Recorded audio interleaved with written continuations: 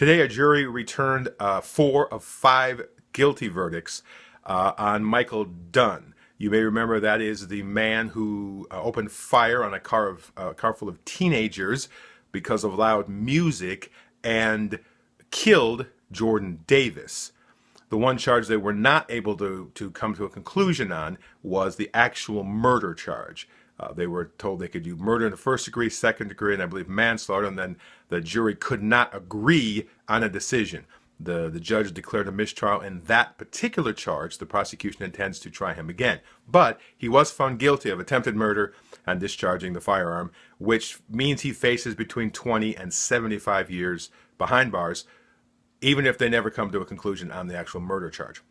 Now, listening to that case, looking into the details on it, and remembering recent cases, and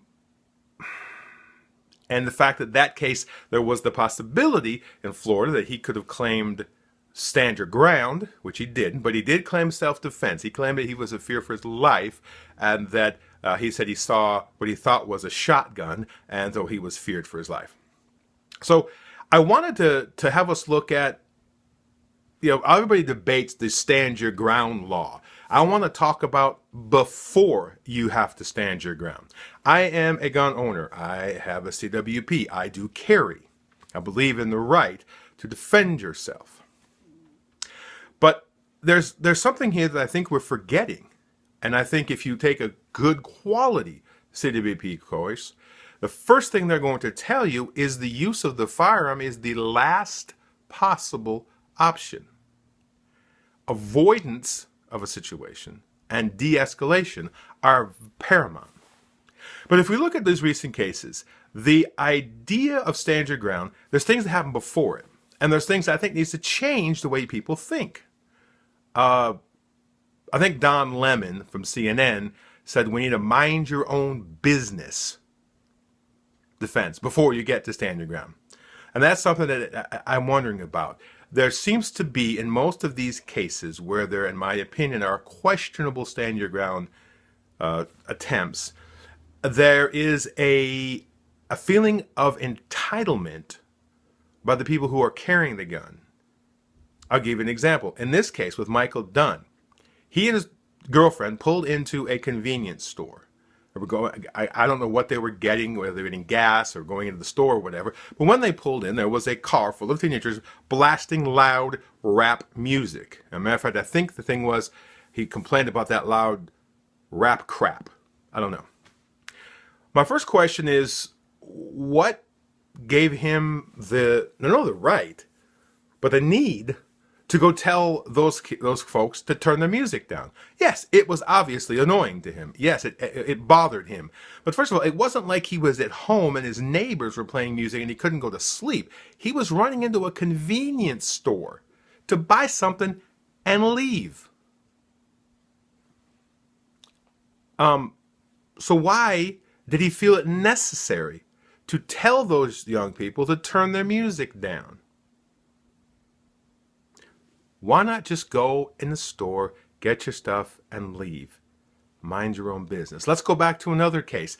The retired police officer, Curtis Reeves, who killed Chad Olson at a theater because Mr. Olson was texting prior to the movie starting, and he didn't comply with Mr. Reeves' request. Again, in what way was it necessary for Mr. Reeves to tell this other man to stop texting? Now, yes, there were other circumstances. Mr. Olson, when Mr. Reeves left and he didn't stop texting and came back, Mr. Reeves came back, he said, "You go tell on me." But this whole idea that what entitles you at a movie theater to tell someone else what to do, especially when it's not actually interfering with the movie? Where does this entitlement come from? I have been out in public and heard music, loud music, whatever type of music. It was annoying. What gives me the right to say you have to do what I want in a public space? Where does this entitlement come from? Before you take your gun out to shoot someone, maybe you ought to re-examine whether you actually have the right to tell someone, stop texting, stop listening to that music so loudly, stop behaving in a manner that I find offensive. Secondly, before you stand your ground, perhaps you should just let it go. Back away. Mr. Dunn asked the young man to turn the music down. The kid in the front turned it down. Jordan Davis said, I don't have to turn that down. Turn the music back up. Mr. Dunn was free at that point to walk into the store, buy his goods, get in his car, and leave. He didn't do it. Mr. Reeves, when he told the guy to stop texting, and he walked out of the theater to go to find the manager to get him to tattle on him, he came back into the exact same seat, to the exact same situation. And when Mr. Olson teased him or fussed at him or whatever, saying, did you go try to tell on me? Mr. Reeves had the option to walk away before the popcorn got thrown. Avoiding a situation. Entitlement and the inability to avoid a situation. There was no threat before Mr. Dunn pushed the issue on the music and continued to argue with the kids in the car. There was no threat before Mr. Reeves insisted on the texting stop. There needs to be some thinking before you pull your firearm. And then there's this idea. If you feel that you were justified in defending yourself, why do you not tell the police? In the case with Mr. Dunn, after the incident, after he said he felt threatened, he took his pistol out of the glove box, shot 10 rounds at the car. What did he do? He left. He went back to the hotel, ordered a pizza, walked his dog, and then drove 175 miles back home.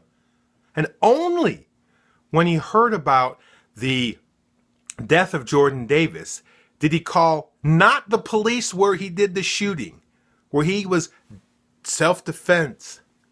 He talked to a neighbor who was in law enforcement to figure out how to turn himself in.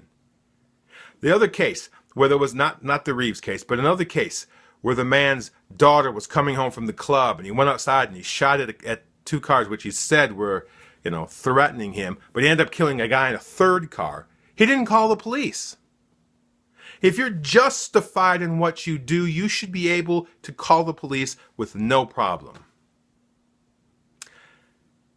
As a responsible gun owner, as someone who believes in the right to defend yourself, I'm going to call on the carpet every single time one of these stupid things happens. Mr. Dunn, you should have been convicted of murder. You had no reason to be in that situation. Pull up, loud music, just shake your head, walk in, get your stuff, and leave. You start to get in an argument, you know what? Yeah, have a good day, and walk away. Mr. Reeves, the guy's texting. You don't like it. Don't say anything. It's none of your business. He's not affecting you. Or move seats. You can't get him to stop. He says something rude to you. Disengage. Police officer. De-escalation. That's what you're taught. And then be man about what you did. As responsible gun owners, we should be calling these people on the carpet every single time it happens. Because we're being made to look bad because of the actions of, in my opinion, irresponsible gun owners. So before you stand your ground, make sure there's no other option. Which means don't go follow somebody. Don't start an argument. Don't create a problem. And let's think about what gives you the entitled position. All right. We'll have our next podcast for Another Voice with Eric and Friends on next week, next Tuesday, the 18th. We'll be interviewing Star Hammond of Love Local of the Upstate, talking about domestic violence and nonpartisan elections for the city of Greenville. You'll be able to get that podcast late Tuesday on canIGetAWordIn.com. You can also go to Facebook at Another Voice with Eric and Friends. And you can go to our YouTube channel here. You might be looking at it here at Be Another Voice, or go to Twitter at Be Another Voice. Until we meet again, get out in your community and make a difference.